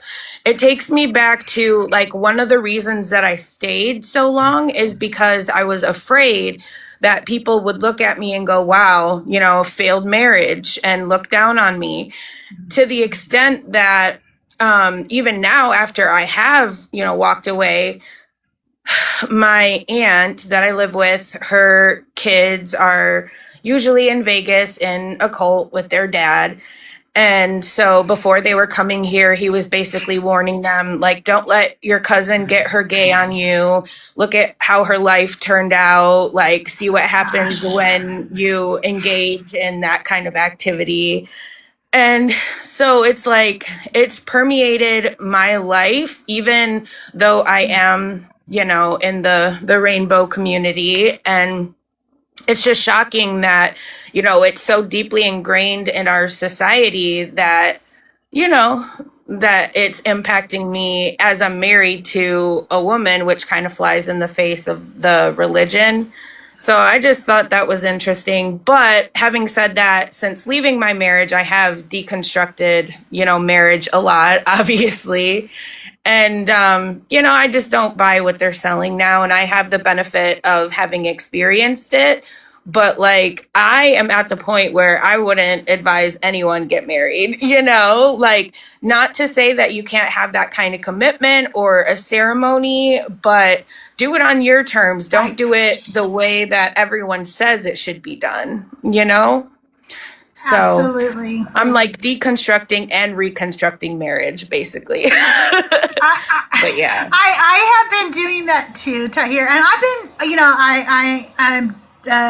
I'm married twice now, but I've been with Doug for 30 years, and I love him, and I'm glad we're married, and you know everything came out, you know, great for us, but I don't see any reason why anybody should get married now that I understand the whole institution, the whole idea of what weddings were originally for and what they're about. You can fucking have a contract without actually getting married, and you can fucking have a ceremony, and you can have a fucking, I don't care, you can have a reception. And if you guys think that I'm all talk and you know, and I don't really feel this way, I have 3 children. And my oldest child had a huge wedding, and him and his wife paid for most of it themselves. But it was all what they wanted, how they wanted it. Everything about it was exactly what they wanted. And that's what I want for them. That's what they wanted to do. That's what they decided to do. But they will be the first to tell you that I didn't give a shit about any of that. Okay? They will be the first to tell you that I actually don't like weddings. I used to be a wedding photographer, photographer and videographer, and I find that it to be one of the biggest wastes of money on the planet. It is just such a fucking waste of money. And every fucking thing that you see done at a big wedding, you could fucking do for far less if you just like organize yourself a little. Like the outrageous prices people pay to have like fucking special little bubbles at your wedding or a chocolate fountain. Y'all are weirdos. Nobody needs any of that. Anyway, so he will tell you that I just, like, I was happy for them. That's what they wanted. But he knows I could have cared less. My middle child is engaged, and I don't know when or whatever they'll do for their wedding, and that's up to them. And I think it's different when people from the gay community want to get married, because to me, that is a freedom. They're actually not doing it for the same reasons it was originally invented, which was to put somebody in servitude for life, is what I feel was what it did to women, right? And made them slaves for life, right? Instead, Absolutely. They're doing it because they never had that right before. And now they're saying, fuck you, we can do it too. And if we want to, we're going to. And to me, that means more. I don't know why. Like, to me, that means more. And my youngest child, she eloped. And more power to her. Because I even told her when she thought I would be upset, at first and everything. She wasn't sure, actually. I don't know if she knew I'd be upset or anything, but I wasn't. And I told her, I said, if I had to do it all, I had a very small wedding with Doug. It was almost like we eloped. It was very small. But we paid like under $500 for our wedding. Not even lying. Okay. So it was just a very small wedding at the Garden of Gods, which was free, by the way, if you ever want to get married at the Garden of Gods. But I just don't think the institute of marriage is that important. I hear. I'm just with you on that. Yeah. And then just really quickly, I'm going to say I eloped as well. I paid a refundable $50 deposit to have my reception. So totally feel you. Go ahead, Kimberly. Love it. Well, first I want to say I'm really sorry to hear about your divorce, and I know exactly what you're dealing with. I went through one 10 years ago, and honestly, a divorce can just steal your smile. But I want you to know that once you're over it and you get that smile back, it is brighter than it was before, because you learn and grow so much. And next, Crystal, your aunt was more powerful than she probably ever realized. And She was. not only did she change lives while she was living, she is still going to change lives because of through you. Like, I'm going to tell other young women that story. And so I really appreciate that. Like, I'm tearing up about it, but that was a beautiful Aw. story. And your I aunt love was, my Aunt Sally.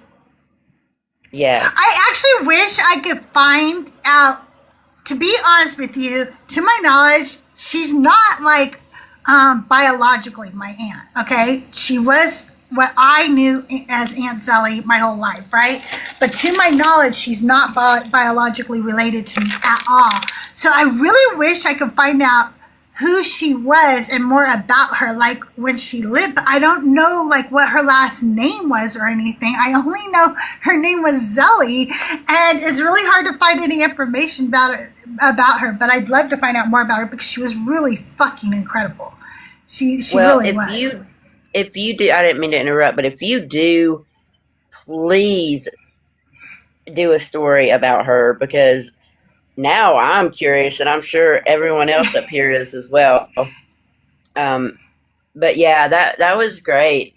I think I've heard quite a few of your stories, and I think this one touched me the most.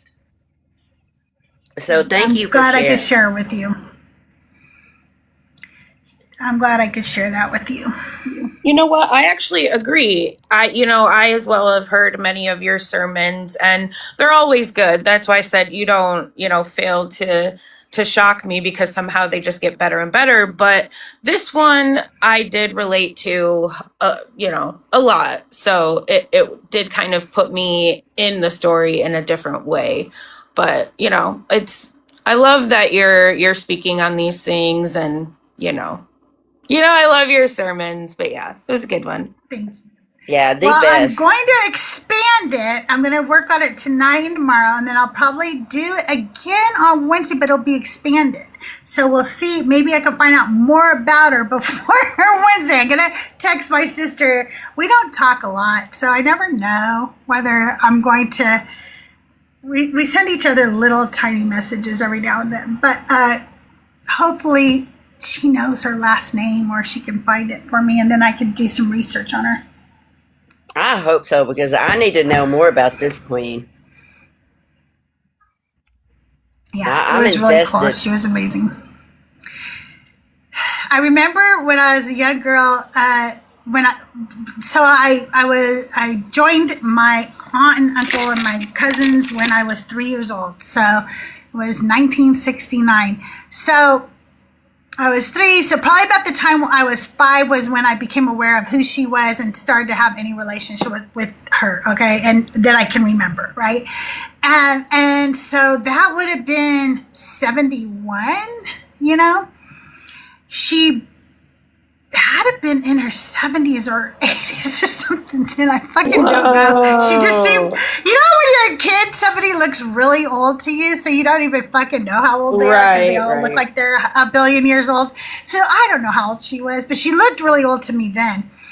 And she broke her hip, and I remember everybody going, oh my God, and Sally broke her hip. And it was like this big thing, right? And I remember as a kid even asking my mom, like, why is it such a, because I had broke my arm and it healed. Like, why are we freaking out, right? And she said, oh, because when people get old and they break their hip, a lot of times they die.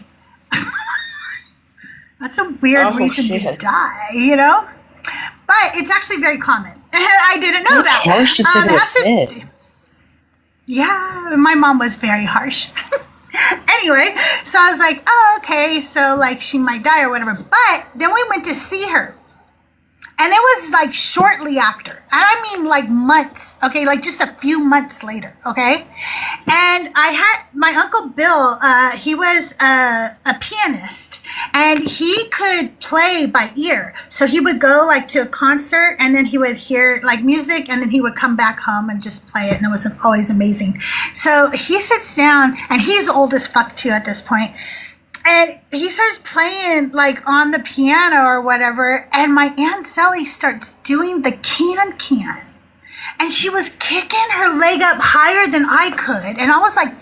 And this lady was fucking, and I'm like, that is crazy. But I didn't really fully understand how remarkable that was till I was much older, and then I was like, bitch, how'd she heal like that?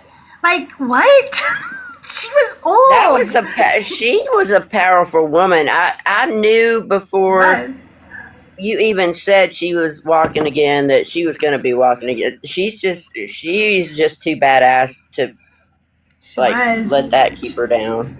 Yeah, because go Zelly for sure. But as you were telling that story, I was like, I feel like I know enough about Zelly that she's going to be bouncing back. But I didn't know to that extent.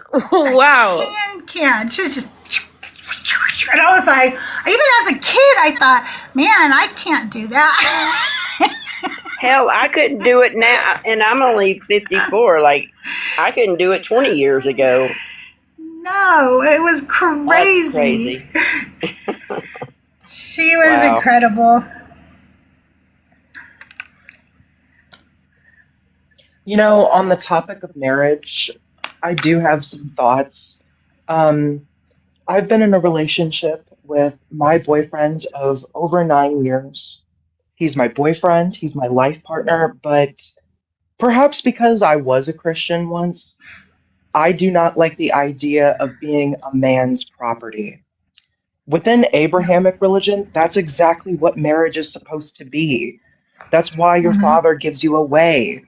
If you think about it, marriage is a very human construct. It's not natural. If this was natural, then the man that could provide resources and a higher quality of life would have multiple women. But instead, we have this construct that we've created where men who are less than desirable basically end up with a woman servant that they can only separate from through litigious means by getting whatever government involved. And that's a big part of the reason why I don't like the idea of marriage. Why does the government need to be involved in my personal relationships? Who I love is my business and no one else's. And I understand that within the LGBT community, we have fought so hard for marriage. So I know that marriage means different things to different people, but I encourage people to look up the history of marriage because Yeah, marriage isn't what people make it out to be. This fantasy that they try to program, indoctrinate, brainwash little girls into, it's propaganda. And so many women, I feel, need to deconstruct the concept of marriage. exactly. Exactly. I think that I think if people would just spend one moment and realize there's people like Goldie Hawn and what's her Kurt Russell, I think is her partner. They've been together like a bajillion years, and they said way back then, why would they get married and ruin it? They knew that they loved each other. They knew they wanted to be together. They saw no reason that they needed to do anything different. There was no reason for a marriage. To some And I extent, I think think that, it's placating to heteronormativity. But here's the thing. yeah, If you're in the LGBT community, why would you placate to heteronormativity? You are playing the game that they want you to play. By choosing not to get married, you're rebelling against it. and I'm not trying to be a dick to anybody who has some guilty pleasures out there, but when we spend all our time watching shows like 90 Day Fiance and shit like that, we're playing into it too, and we're paying into it. We are fucking giving them money by watching it. Okay, that's what happens. Okay, they are literally we're helping them market it to young women. You're absolutely right. I do not watch those shows at all. Never have I even. used to. I'm not gonna lie. I'm not gonna lie, but you know what? I fall for shit, and I did. I used to love watching. I don't know when I stopped, but I used to love watching the Real Housewives. I used to love watching, like I don't know, that the one where they sit behind partitions, which was where you can't see each other for a while or whatever. You Oh, talk to each yeah. other. What's that one? Yeah. Love is I Blind. don't Yeah, know. Love is Blind and all those. Okay, I did. But then I'm not gonna lie. I was listening to Chris from Life Beyond Belief one day, and she was talking about how those shows are just marketing the dream a different way, and that they keep presenting it to us in a different package all the time. When we're little, it's the Disney shows, and don't you want to be like Cinderella and one day marry your Prince Charming? You can meet a guy one night, fall in love, and the next day get married, which is weird. Why are we telling our kids to do that? That's weird. But that's what they do in almost every movie. They know each other one day. Anyway, and then it turns into the Newlywed Game and Love is Blind and whatever show that they're pushing on us to again, go towards marriage. And whenever there's a woman in a movie and she is the protagonist finally, they make it all about some man that she's trying to get. Like, it can't even be about her. It's always about a man in the end, or whatever. And it's just like, why? Why do we keep doing this? Because men know they don't have anything to offer anymore, and they're still trying to sell us the package.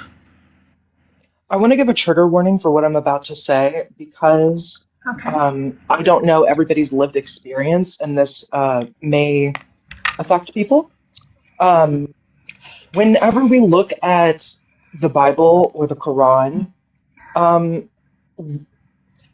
girls, not women, girls, were often given over, bought, as though they were property by other men.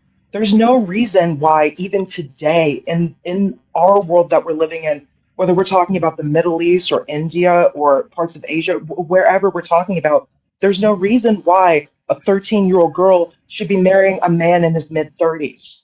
That's wrong. As a society, we know it's wrong, and yet there's places in the United States today where child marriage is legal, and people are advocating for that. This is the problem with marriage, this is the problem with marriage, because child marriage and arranged marriages were the original format for how this was actually done, and people today are advocating for that. We need to, when we're talking about marriage, we're often forgetting that there are minors and children that are being pushed into this, and they don't have the consent to say, I do not want to marry this person. In certain parts of the world, if they say no, they get battery acid thrown on them. Horrible things happen to them. I've said my piece, but there's a darker side to marriage that not enough people are talking about. No, I think that the marriage in general is just dark when you really think about the history of it and when it's from. And that's why I wanted to bring up his age in this story. We fucking just go, Abraham took another wife and she bore him 6 sons. And that's what they do in the story, right? Abraham took another wife, she bore him 6 sons. The 6 sons' names were blah, blah, blah, da-da-da-da-da, da-da-da-da, and the story's over, right? No, let's fucking look at that story. He was 137 years old at a conservative math. Okay, if I do the math conservatively, he's 137. If I do math conservatively with her, she's under 20. Ain't no freaking way she's older than that, because she gives birth to 6 sons during these prehistoric times. Well, not prehistoric, but you know what I'm saying. During these ancient fucking times, right? So she probably was younger. She was probably a teenager. And he was 100 and fucking... Can you imagine the shriveled up fucking shit she had to deal with? Let's be so for real. Oh my God. No, that woman's a fucking saint. That's a visual I did not need. Ugh. Well, hey, if I was being really shady... Oh, sorry, Kim. You first. Oh, I was just going to say, I hope you don't mind, but I muted that 666 person.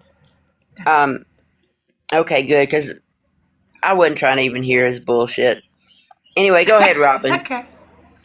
I was going to point out that if I was being shady, I would bring up that that's about the age difference between Edward and Bella, actually. Yeah. Yeah, isn't it funny? Twilight comes back around, Crystal, which we never did watch that, did we? We still haven't watched it. You still I'm owe gonna me have that. to be late. Okay, we do have to do that, and I'm gonna probably be laid up, because I'll probably have to have surgery, right? So that would be the perfect time. Because I'm also gonna I know I'll get depressed because I'll be laid up again, and then that makes me, you know how you get when you can't fucking do anything and you have to have people wait on you and shit. I don't know. I don't like it. So you'll be able to I'll watch be it on those good meds. Yeah, that's true. That's true. Hey, buddy, good to see you. So I do have this topic today. We'll leave this up for a little bit. Maybe we'll get some Christians in here that want to talk. And to drop the host, fuck, man, my Venmo's right there. Yeah, I think Tahir said it. $100, I'll leave. You want me to leave? You see what I'm 666? saying? Like, that's Yeah, a good just day's drop work. me See you 100. tomorrow. Fuck yeah, I'll be back tomorrow. I'll leave for Yeah. you. But I'm going to Yeah, go ahead and do drop it. down. I'm going to do some chores, but I'll be listening. It was Okay, fun all chatting. right. Thanks for being here, Tahir. Yeah, Have a great of day, course. everybody. Bye, Send Tahir. some love Bye, to Robin, Tahir. Kimberly. Thank Bye, you. Tahir. Bye. Have a By the great way, I day. wanted to say, even if you're just listening to hear, what I wanted to say is whoever your relative is that was like, look at how Tahir turned out if you're gay. Oh my God. If I could turn out like you just by being gay, I would be gay today in a heartbeat, because you are literally one of the fucking nicest fucking people on the whole fucking planet that I have met. And I'm 60 and I've met a lot of fucking people. Okay. And literally one of the most genuine people. So nice. Like you would do anything for anybody. You are just adorable. And on top of it, like, I mean, this, even though this is shallow and whatever, you're also really cute. Like, you're so fucking cute. Like, oh my God, you're so fucking adorable. So, like, what the fuck? Okay, I might turn out like Tahir. Can I have that, please? Whatever. Yeah, I'll take that. Absolutely. She was an instant follow. Like, I instantly Right? followed. I heard her for like 2 minutes, and I'm like, yep, following. She's amazing. She's amazing. Hey, Ben, you might just be scrolling through, but I see you, sir. I guess I'm gonna toot my own horn right now, but Toot it. I know that my Christian conservative father's side of his family um don't like that I turned out to be a beautiful woman in a happily committed relationship of over 9 years and am a Buddhist and do not need to believe in their God to be fulfilled. I know that it drives them crazy. One thing that my Oh, mom I'm told me that sure. stuck with me when I was really young is the best revenge is to do better and be better. Let them see how happy and successful you are. Let them revel in it. Yeah, absolutely. Emily, thank you for 500 minutes, and everybody, thank you for all the heart me's, for the 40,000 likes, for all the shares, for all the gifts and everything. Also, if you want to support the show, you can check out the links in my bio. There's several ways to support the show. If you look for this icon right here, there's all kinds of ways that you can tip, send me a gift, whatever you want to do. But also, if I ever have a guest up here not like the guest, you can send a swan. All the gifts that you send me are helping me upgrade my computer equipment, and they help. I actually just put the money back into the show. If you guys think the show doesn't cost money, you are sadly mistaken. You guys, I just found another program. I don't need any more programs. You have no idea how many programs you have to do the shit that people do. Okay, but anyway, I don't have the best podcast system. I don't have a podcast booth. I have a Yeti microphone, which is actually not the type of microphone. That's a condenser microphone. I really need a dynamic microphone, but that's another expense. And it's always something, right? Adobe now has this program that I can run my fucking audio through when I'm done recording it, and it cleans it up for me, and I sound like I'm professional now. My latest episode, Rebecca's mother, sounds so good. It sounds so good. I feel like a grown-up now. I feel like I just got all That's like really cool, like I'm a though. big girl. Yeah, I'm it glad really that you sounds found good. something that works for you. That's cool. You are Yeah. adorable, Crystal. Just absolutely fucking adorable. I just adore you. I don't know how I can adore someone so much Aw. that I just met. Like, You're so sweet. I just call it like I Yeah. see it. I mean, But Yeah, if you are a mother or a daughter, check out the latest episode, Rebecca. I think it's called Rebecca's and Her Mother's Bond or something like that. Check it out because every mother and daughter should. hey, if you don't mind, can you drop me down? I'm gonna hit the likes a few more times. Then I have to go do farm chores. All right. Well, you have a great day, Kimberly. Thank you. Everybody, make sure you send some love to Kimberly. She is amazing. Big supporter of the show. So today I have a couple of backgrounds. I have women were slaves in the Bible because that's what they were. Like, I don't even know why we talk about the whole slavery thing. Like, women were slaves. Why do they pretend that there's no slavery in the Bible when there's women in the Bible and they were slaves? If you want, I may have to pull up the scripture, but there's a scripture that talks about the ideal wife. And if you listen to it, it's a woman that has no time for herself at all, doesn't get to rest, and slaves all day, breaking her back for other people. If you read it, it clearly Proverbs describes somebody 31, who is I a think. slave. Yes, I think it is in Proverbs. You're right, but the point still stands. Like, if that's the ideal wife, I don't want to be a wife. Right? It's crazy. Let's go ahead and look at it. Proverbs. I used to love this, but I do want to tell you what you guys can use this for. When they tell you, well, what were they going to do if they didn't take those little war brides? Those women would have died. That's why they had to grape them and marry them, because they would have died. Women couldn't do anything without a man back then. Well, first of all, if you listen to my latest episode, Rebecca's mother, that episode is going to tell you that's a goddamn lie. Because Rebecca, when she finds out she's going to marry Isaac, she runs to her mother's house, not her father's. And her mother makes all the negotiations, and her mother handles everything. So mothers obviously had households, they had money, they had wealth, they had it all. And Proverbs 31 is going to read to you about a slave, like Robin says, but you're also going to find out this woman also owns a business and has property. Okay, here we go. Is it Proverbs? Yeah, it is. It's called Ode to a Capable Wife. A capable wife. Oh, before I do this, I want to make one more. Oh, wait, I'll do it afterwards. I'll tell you guys afterwards. Don't let me forget. I have something cool I'm going to do. Well, we'll see how it goes. I'm going to start with one and we'll see how it goes. Okay. Ode to a capable wife. A capable wife who can find. She is far more precious than jewels. The heart of her husband trusts in her, and he will have no lack of gain.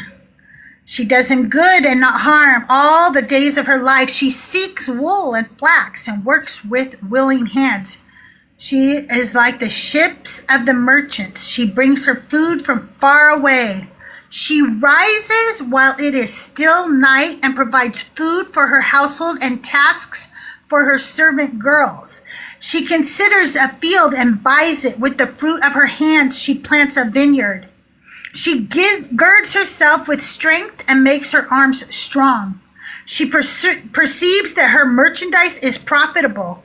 Her lamp does not go out at night. She puts her hands to the distaff, and her hands hold the spindle. She opens her hand to the poor and reaches out her hands to the needy. She is not afraid for her household when it snows, for all her household are clothed in crimson. She makes herself coverings. Her clothing is fine linen and purple. Her husband is known in the city gates, taking his seat among the elders of the land. She makes linen garments and sells them. She supplies the merchant with sashes.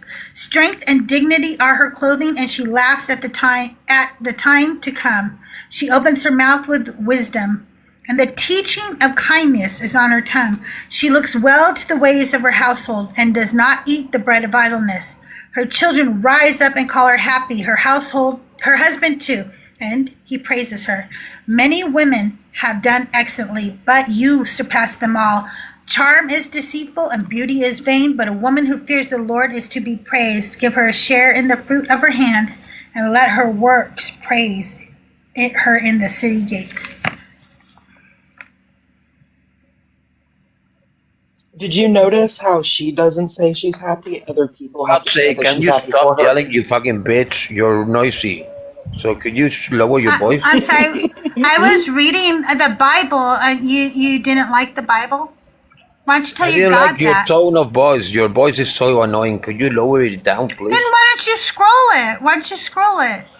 Because You can I'm just scroll talking by. because Are you just stupid? Is I'm that talking how about fucking half, stupid all you of are? your listeners. All of your listeners. At least I'm not You a fat sound like bitch. a fucking idiot. Listen to you, you little fat fuck. At least I'm not a You old live in your fart. mother's basement. Oh yeah, you are. You're a fucking old fart, and you're a Knock, fucking knock. Diabetes little is fat knocking. fuck. Diabetes is Knock calling. knock. Your mom wants to go fuck you again. Go fuck your You couldn't mother. even troll well. I know. What the fuck?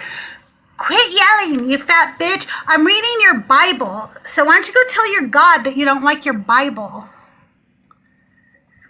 These are your Christian brothers and sisters, everybody. What wonderful All we fruits did of the was read the Spirit. You Bible, couldn't even too. make rotten banana Oh. bread. All we did was read the Bible. All I did. I didn't even say I had just finished reading it. Literally had no commentary yet. We hadn't even discussed it yet. And he's like, quit yelling. I just fucking read a book to you, dude. And it's your fucking You weren't book, even you yelling weirdo. either. You were speaking at a No, normal it's so room weird. voice. Like, what? Oh man, the woman in that passage, she sounds like a robot. Which, fun fact, the word robot is Russian in origin, and it actually does mean slave. Um, Oh, but yeah, wow. I did she not sounds know robotic. that. Yeah, she does sound robotic. You guys, did anybody And listen when I was on Joel's show this week? Was it last oh night no, or I the night must have before? missed Night that. before. Dang. A couple of nights ago. It was so fun, okay? But I have to tell you what this person said because it blew me away. Oh my God, this blew me away so bad. I'm sorry, I have OCD, so I keep putting lip stuff on. Okay. Okay, so Joel and him were talking about how you cannot choose what you believe, okay? And the guy was saying, okay, how did he put it? The guy was saying to Joel, yeah, but like, in a way, like, I guess he was basically saying, like, yeah, you do, because, like, you looked at the words that were in this Bible, and then, like, you chose, like, I don't know if he said this exactly this way. I'm just going to do my best to reiterate what he said. Like, just to not believe, to find contradictions and da-da-da-da-da, right? And he was basically saying, so, like, you choose this, right? And so if he's saying that Joel reads the Bible and then after he reads it, he chose to like no longer follow God, then isn't that what that guy is doing, but in reverse? Like he's reading it and then he's choosing to like ignore them or whatever and then follow God or whatever. And so I said, wait a minute, aren't you like doing the same thing or whatever? And Joel goes, wait a minute, Crystal. That's the whole point, Crystal. That is the whole point. And I go, wait, what? And he goes, he doesn't believe. He is choosing to believe. That's why he thinks you and I also choose to not believe, because he is making an actual choice. He doesn't believe, but he's making a choice to believe, and that's what he thinks faith is or whatever. And I was like, oh my God. And the guy said, yeah. He goes, yes. That's it. And I'm like, what? So you're admitting that you don't actually believe? And then as we pointed out what he had just said, he was like, oh, like, no, or whatever. But he said it more than one time at first. Like, it really made sense to him until he realized that that meant he didn't really believe, that he was faking it. You know, the earlier than that, though, he had also said that the reason why God gives free will is so that we won't be robots or whatever. And then he went on to say that when we die and we go to heaven, and I do not remember what words he really said, but it was something like, we'll all be up there like praising God, singing hallelujah, hallelujah, for an eternity. Is that not being a robot? If I'm just sitting up there for a fucking eternity going, hallelujah. He hurts. So what, Definitely. Robin? What? And if you read the scriptures too, you don't have any memory of your life on earth whenever you go to heaven. You just aimlessly serve God for an eternity. You become a robot. So this idea of God doesn't want robots, evidently he does, because it says that all the hairs on our head are counted for, all of our steps are counted for. God knows what we're going to do before we do it, so obviously he wants it that way. That was his Yeah. Freudian slip. I don't even think he doesn't have the critical thinking skills to realize that he gave the game away. He gave the game away. I really hope Joel clips it, because I mean the whole chat was like, what? You know, like the whole chat was just, he just admitted it. It was like crazy. And it makes sense. This is why they think that we choose what we believe. I have a problem explaining the fact that we don't choose our beliefs to other people, even non-believers.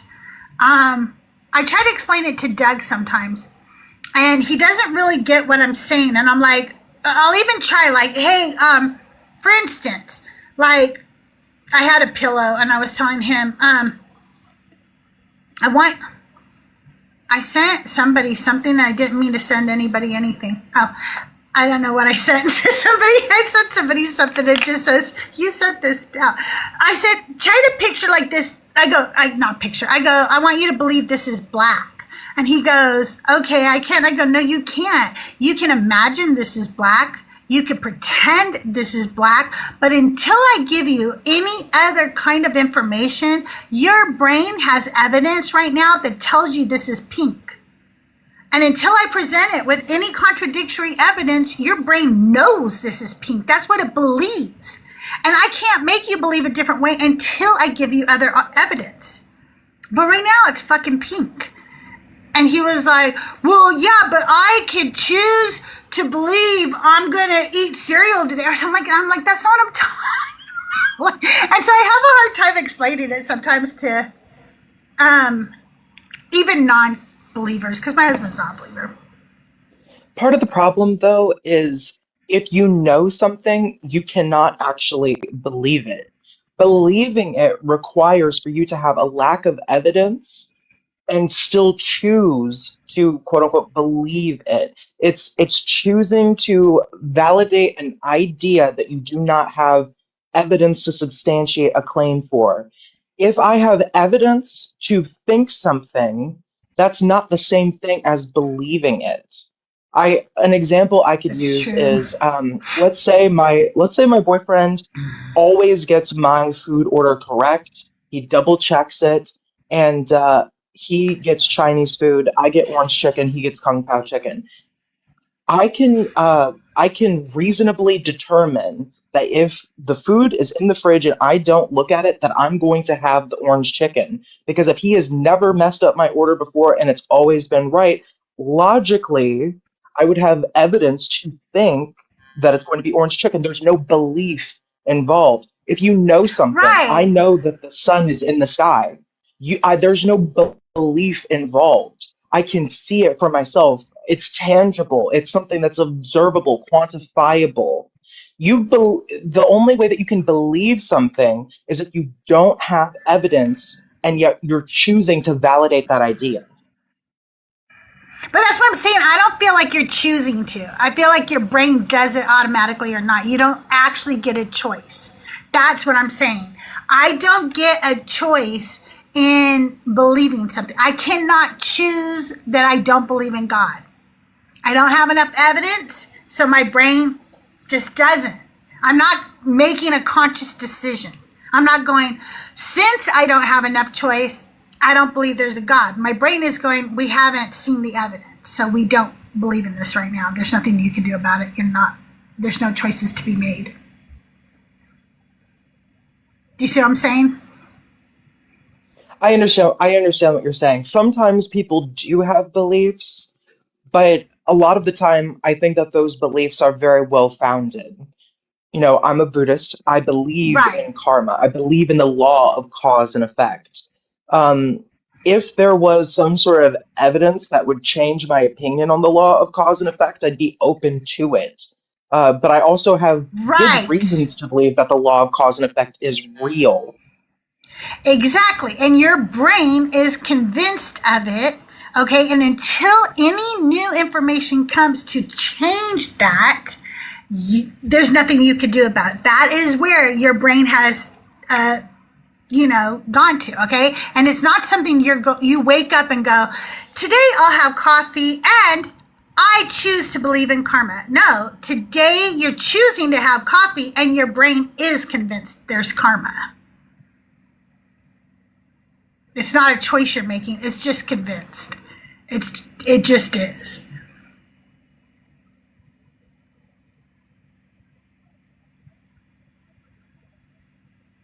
That's what I have trouble getting Doug to understand that. And that's the problem Christians have, because they think we wake up and make this choice and go, fuck God, I hate him. I'm not a Christian. But then that means I believe in a God. But I don't. I'm not making some choice to deny a God. I feel like What this the fuck? especially applies I literally got flagged for bullying. How? There's nobody here to bully. You know what? I shouldn't even be saying that word because I know that it's an actual trigger for TikTok, but that's really stupid. I'm going to restart because I'm tired of being flagged. I get flagged every day. Will you guys come back if I restart? Please come back. I'm going to just go and restart real quick. Just come back. Okay. Be right back. Love you. Hopefully I won't have it still.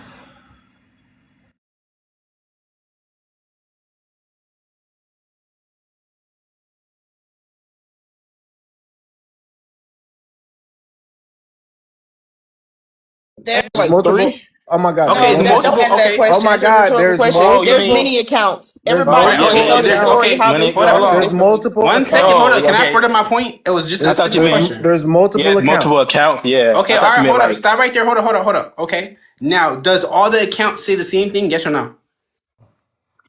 Wait, hold on. Y'all, hold on. They Hold on. line Y'all up. can't. They Hold line on. up. Y'all, hold on. They He line said up. there's wait. No, Hold they on. don't. Marie. He They said there's actually multiple don't. stories. I want to know the multiple stories. No, I of said the You're talking multiple resurrection. about accounts. Jesus rising, and the basic belief of what Christians believe. Marie, he said that. I want him to tell us Yeah, the so there's an multiple account. There's an amount of yes. stories. You said stories. You didn't say accounts.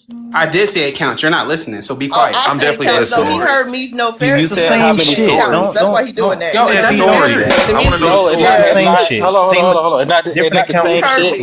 It's not the same shit because when he said stories, I thought he meant like there were different ways of saying the story. Like one say Jesus Christ resurrected, one of them say like his body was taken. And Yeah, we want to know these different stories. All right, okay, then again, so they're not different stories. There's only one story. Oh my gosh, bro. Okay. No, he said why y'all he said do this different shit? stories. Like, We what- want to hear this. Different stories. Go ahead.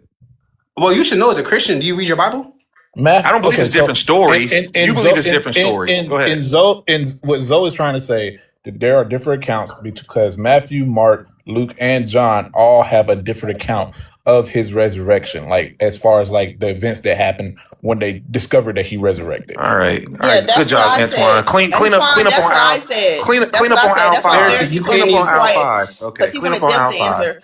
I was saying that they all had different accounts, meaning that they all saw it. They everybody gonna tell it differently. Like if you all see something, you might all tell the same story, but they're gonna add up to the same thing.